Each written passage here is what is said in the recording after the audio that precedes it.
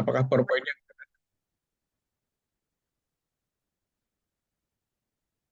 kelihatan nggak? Sudah terlihat, Pak. Oke, kita akan membicarakan satu hal mengenai kontrol terhadap opsi. Nah, kontrol terhadap opsi itu artinya apa? Artinya opsi ini dipengaruhi oleh apa saja. Misalkan apakah opsi dipengaruhi oleh suku bunga, opsi dipengaruhi oleh volatilitas, opsi dipengaruhi oleh waktu, opsi dipengaruhi oleh aset, gitu ya. Nah, seberapa besar pengaruh hal-hal tersebut terhadap nilai opsi. Nah, untuk melakukan itu, kita punya rumus Black School gitu ya, untuk opsi call maupun opsi put. Jadi opsi call-nya ini C sama dengan S kali distribusi normal standar dari D1 dikurangi eh, apa ya, exercise price, harga penawaran kali hasil investasi, yaitu eksponensial dari min R T min T. Nah, karena kita punya rumus kesamaan opsi call dan opsi put, ya, maka begitu kita tahu opsi call, kita juga akan tahu opsi putnya, yaitu PST-nya. PST-nya menjadi E min E eksponensial dari min RT, distribusi normal dari min 2, normal standar dari min D2, dikurangi S distribusi normal standar dari D1 dikurang satu. Nah, di sini di opsi call maupun opsi put eh, ada yang tersirat formulasinya, ada yang tersurat. Yang tersurat di sini adalah S, kemudian E, apa, exercise price, kemudian R, dan T. Nah, derivatif dari opsi ini terhadap S, terhadap T, terhadap R, itu yang tersurat, dan yang tersirat adalah sigma maupun mu. Nah, derivatif terhadap sigma, kemudian apakah ada derivatif terhadap mu, misalkan gitu. Nah, derivatif dari opsi ini terhadap eh, S, terhadap T, terhadap R, terhadap sigma, ini yang kita sebut nanti dengan eh, metode Greek atau metode Yunani. Kenapa disebut metode Yunani? Karena menggunakan abjad Yunani, yaitu misalkan Vega, Rho gitu ya. Nah, derivatif parsial ini eksistensinya dijamin dari asumsi bahwa opsi itu merupakan fungsi dari, kan opsi itu fungsi dari harga aset dari eh, exercise price. Nah, kita diasumsikan bahwa opsi ini merupakan fungsi yang mulus. Artinya fungsi yang derivatifnya ada. Nah, karena derivatifnya ada, maka the Greek ini, the huruf Yunani ini juga ada. Gitu ya. Nah, di jaminannya itu.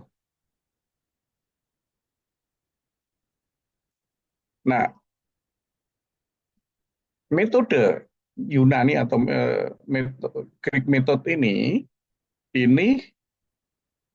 digunakan untuk mengontrol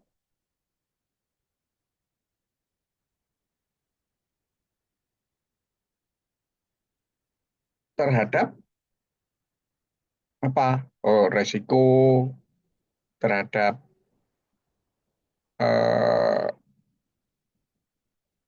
sensitivitas perubahan, kalau R itu kan suku bunga gitu ya. Nah, bagaimana pengaruh-pengaruh ini?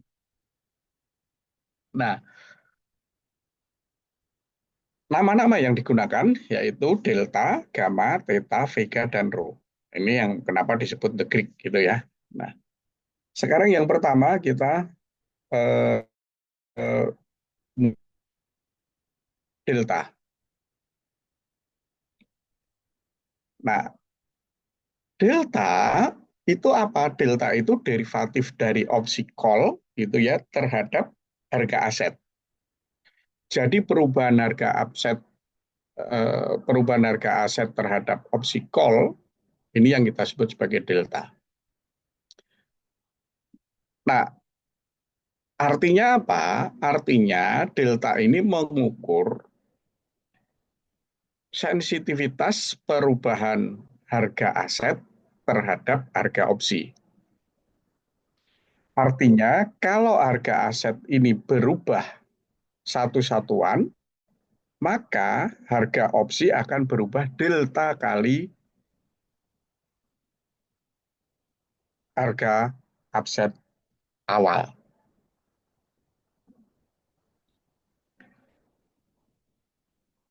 Di dalam formulasi Black-Scholes,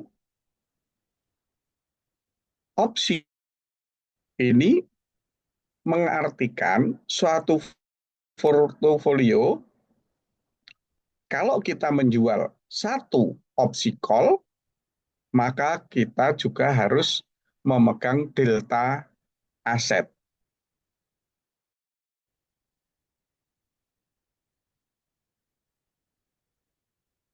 Jadi kalau saya menjual satu opsi call, saya harus memegang aset sebesar delta. Nah, kalau yang dijual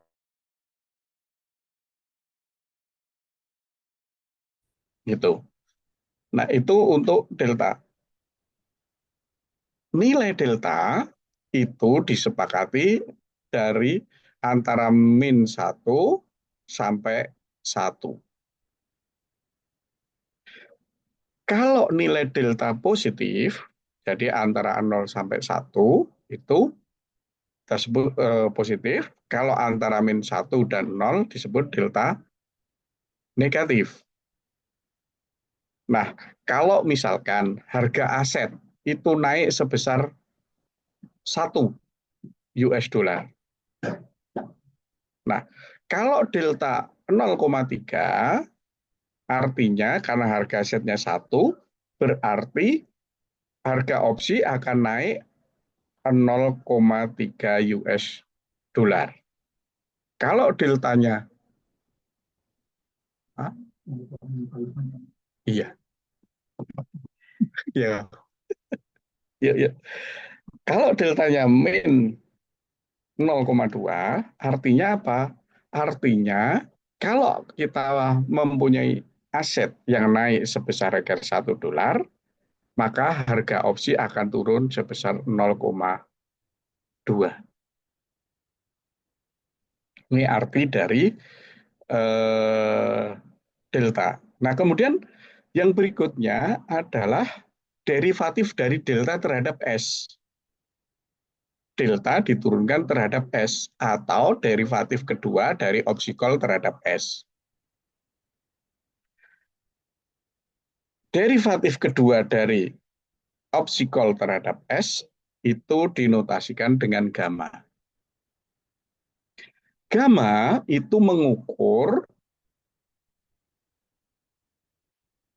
sensitivitas pembatasan delta terhadap aset,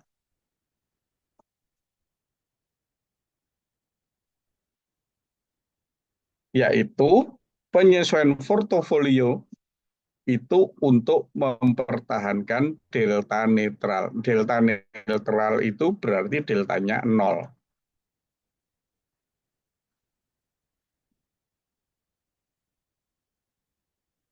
Nah, delta ini gamma ini juga sering disebut sebagai akselerator dari delta. Contohnya, kalau harga aset itu naik sebesar 1 US dollar, kita punya delta 0,3, berarti harga asetnya tadi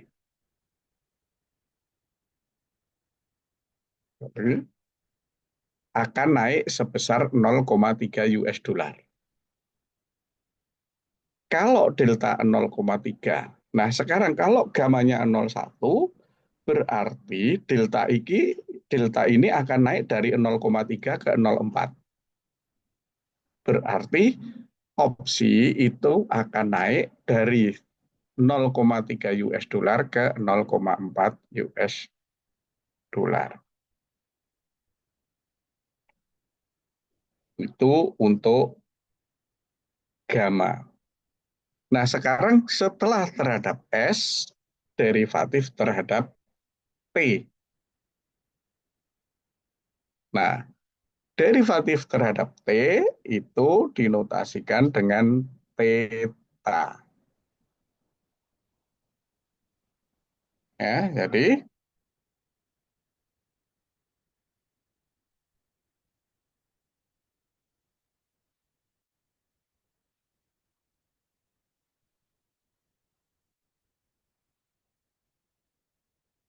theta itu mengukur sensitivitas perubahan harga opsi terhadap pergerakan waktu. Jadi kalau waktu berubah satu periode, maka harga opsi akan berubah sebesar theta. Nah,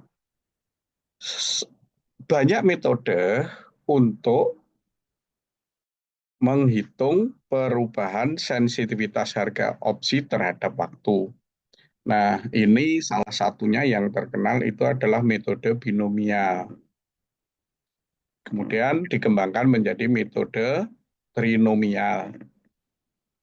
Ada juga metode beda hingga, metode elemen hingga, maupun metode-metode yang lain. Nah, ini saya ingat kakak kelas Anda itu ada yang menulis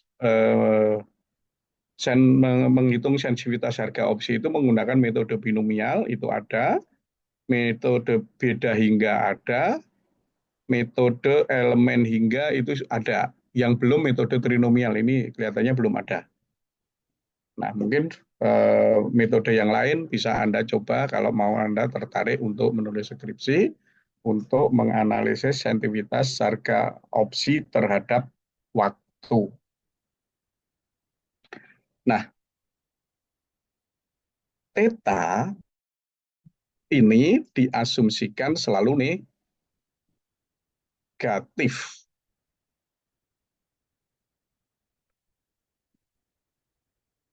Kenapa? Karena makin dekat opsi kedaluarsa, dekat jatuh tempo, maka nilai yang dimiliki kontrak tersebut semakin kecil. Karena orang tidak punya kesempatan untuk menganalisis lebih banyak. Artinya apa? Artinya kalau theta ini negatifnya semakin besar, gitu ya, maka perkiraannya nilai opsi yang hilang berikutnya makin besar pula. Nah, contoh kalau ada theta min 1,5, itu berarti faktor akan kehilangan nilai opsi sebesar 1,5 US dollar hari berikutnya. Jadi, kalau kita bermain opsi, diusahakan theta ini mendekati ke 0. Nah, yang berikutnya adalah opsi call diturunkan terhadap sigma. Dinotasikan dengan vega.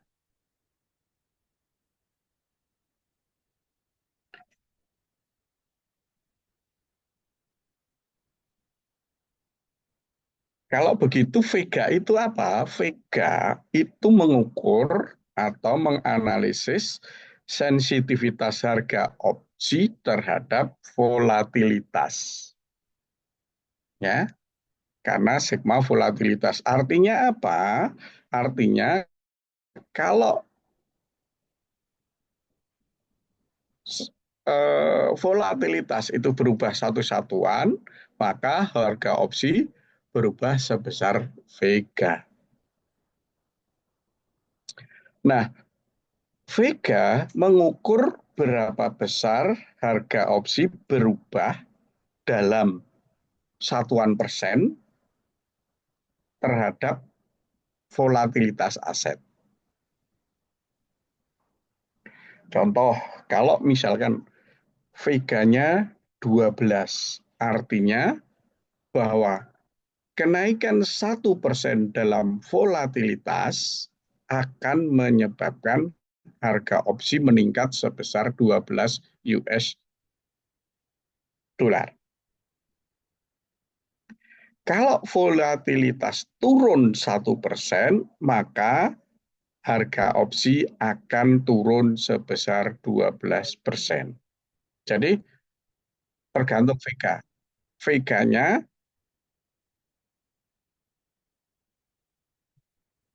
makin besar, itu kalau keuntungan makin baik, kalau kerugian juga makin besar. Oke. Nah, yang terakhir yaitu RO. RO itu apa? RO itu derivatif dari opsi call terhadap suku bunga majemuk kontinu. RO mengukur tingkat perubahan nilai opsi berdasarkan 1% perubahan suku bunga. Kalau misalkan RO-nya 0,1, maka jika 1% suku bunga naik, opsi akan naik sebesar 10 sen. Kalau turun 1% suku bunganya, maka opsi akan turun 0,1 US dollar. Ini itu ya. Demikian juga untuk opsi put, sama pengertiannya ya. Jadi opsi call, opsi put. Nah, implikasi dari RO itu apa? RO positif artinya kalau harga opsi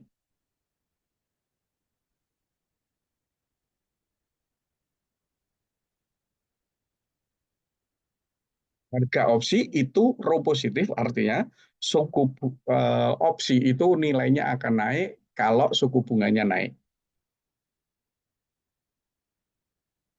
Ya, kalau RO negatif artinya harga opsi itu akan turun jika suku bunga naik. Ya, suku bunga selalu naik di situ karena kita punya R itu, R ya bukan RO, R-nya selalu positif. Jadi suku bunganya naik. RO-nya bisa positif, bisa negatif.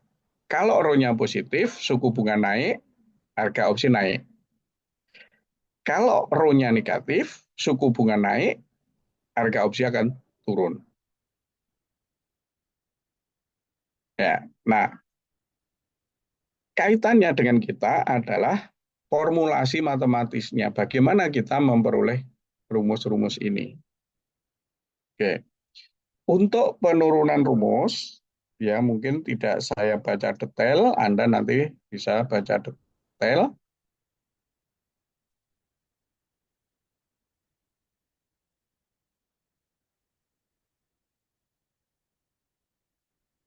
Delta, delta itu opsi call terhadap S. Kita punya opsi call itu Sn min E eksponensial min RT. Dengan N distribusi normal baku. Nah, di mana NX itu ya, NX, X-nya itu bisa diisi D1, bisa diisi D2, bisa diisi min D1, bisa diisi min D2. Ini. Seperdua akar pi integral dari min tak hingga sampai X, E min eksponensial pangkat min S kuadrat per 2 ds. Oke, karena ini normal standar. Nah, D1 itu kita copy paste dari definisi, yaitu log S per T ditambah R plus setengah sigma kuadrat T min T per sigma akar T min T. Sementara D2-nya sama dengan D1, hanya beda di R min setengah sigma kuadrat.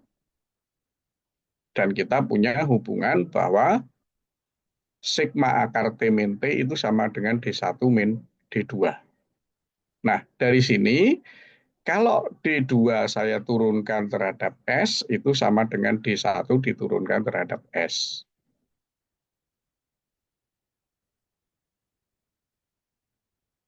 Ya,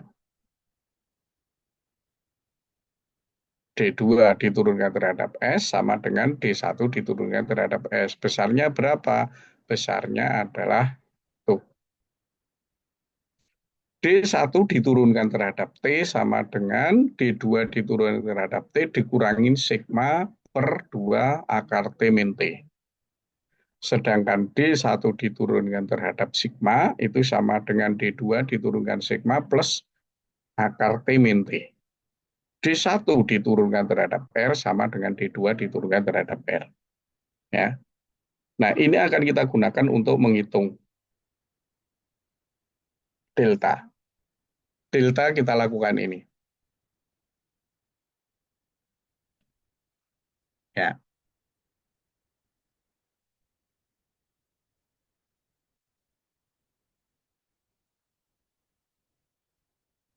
DC per DS dan seterusnya. Mungkin tidak saya baca lah, karena ini nanti Anda lihat eh, bagaimana saya menurunkan ini.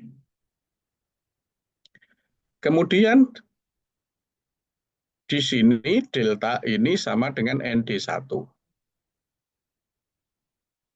Loh, kok dari ND1? Nah, kita di sini punya utang ini. Ini yang dalam kurung ini SN S kali derivatif N di D1 dikurangi E min E kali eksponensial min RT min T, derivatif dari N di D2 ini sama dengan 0. Nanti kita punya bukti klaim. Nah, sehingga ini delta sama dengan ND1. Nah, ini bukti klaimnya.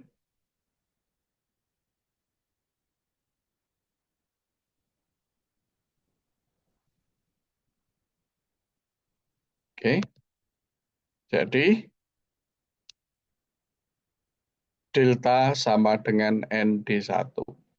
Nah, kok sama dengan ND1? Karena delta ini mengukur perubahan dari C terhadap S. Ya, jadi besaran delta itu sama dengan ND1. Nah, di sini drift atau mu-nya ada karena ada ND1.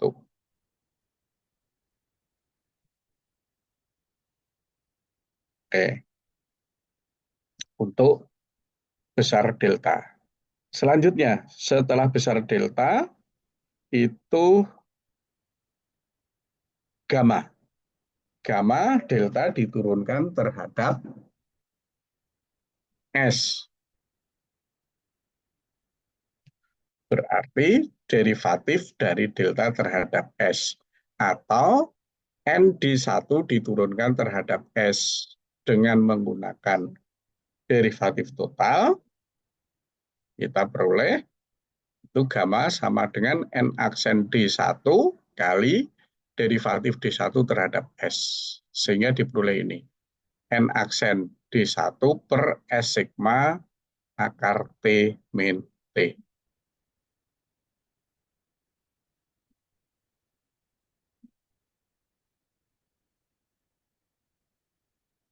Jadi gamma nilainya ini. Setelah gamma theta. Theta nilainya berapa? Theta diperoleh nilai seperti ini. Jadi theta itu harga opsi call terhadap P.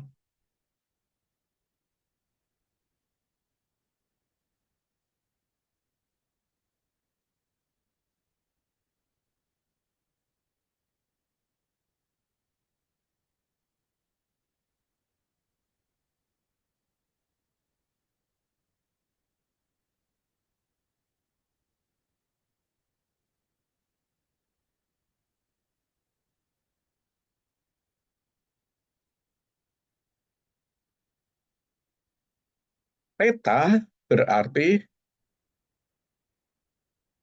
sama dengan Sn ini ya, derivatif dari C terhadap delta, C-nya ini. Nah, kita peroleh theta itu sama dengan exercise price kali suku bunga R kali eksponensial dari min R T min T sekali hasil investasi kali ND2 dikurangi S kali derivatif dari ND1 kalikan volatilitas dibagi 2 kali akar T min T. Ini besaran theta, nilainya ini. Nah, vega. Vega itu C terhadap sigma. Meskipun di dalam opsi call, sigma tidak kelihatan langsung, ya itu hanya tersirat,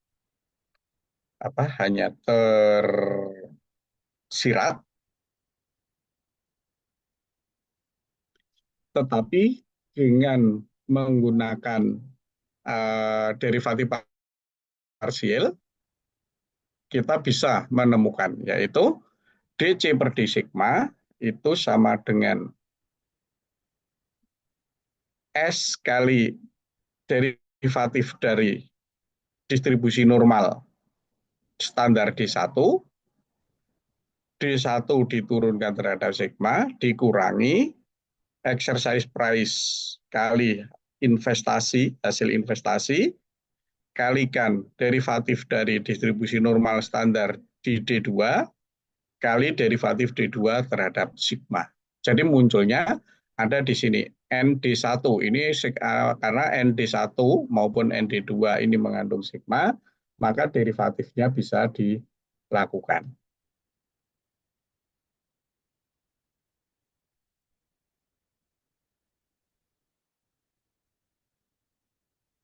Oke, nah sehingga tadi di D1 terhadap sigma sudah dilakukan, tinggal substitusi delta D1 per D sigma itu sama dengan delta D2 per D sigma plus akar T min T. Sedangkan kita punya opsi call itu SND1 sama dengan ini.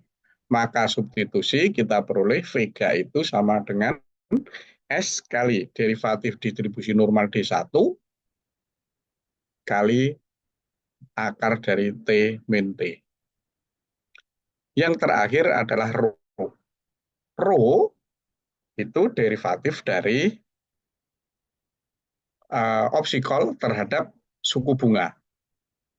Nah, suku bunga langsung tersurat di opsi call, yaitu exercise price kali hasil investasi. Nah, ini diturunkan terhadap R, langsung kelihatan. Yang di depan, ini ya, ini yang bisa diturunkan terhadap R adalah N-nya, karena N itu per definisi mengandung R.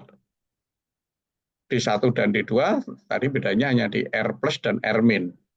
Ya, sehingga di sini R itu muncul di ND1 maupun di ND2.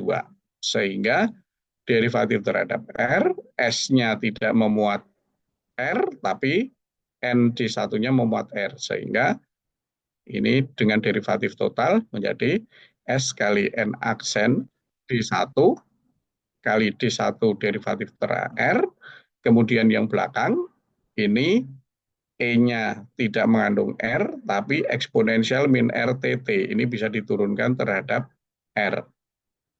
Ya, kemudian ND2 ini menggunakan derivatif total juga. ND2 ini mengandung R, sehingga bisa diturunkan secara parsial terhadap R. Nah, dari hasil ini, saya peroleh hasil ini. Nah, ini selalu kita gunakan persamaan ini yang tadi di klaim tadi. Nah, ini untuk menggantikan yang depan ini.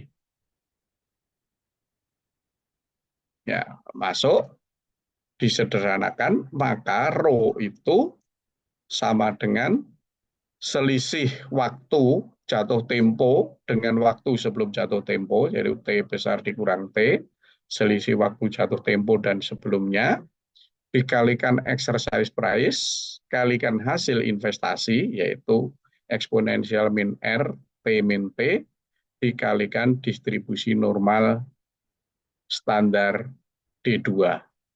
Kalau Anda nggak mau pakai D2, D2-nya bisa diganti dengan D1, yaitu D1 D1 dikurangi D2 itu sama dengan sigma akar T min T.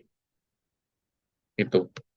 Ya, jadi saya tidak baca satu-satu, Anda silakan baca. Ini sudah saya lakukan untuk menentukan besaran-besaran dari uh, Greek ini.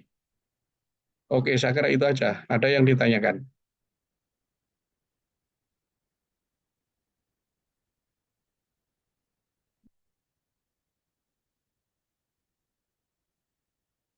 Nggak ada? Oke, kalau nggak ada, saya kira saya cukupkan sekian. Ini segera besok saya taruh di Google Classroom. Saya kira itu aja. Terima kasih. Assalamualaikum warahmatullahi wabarakatuh. Waalaikumsalam. Terima kasih, Pak. Sama-sama.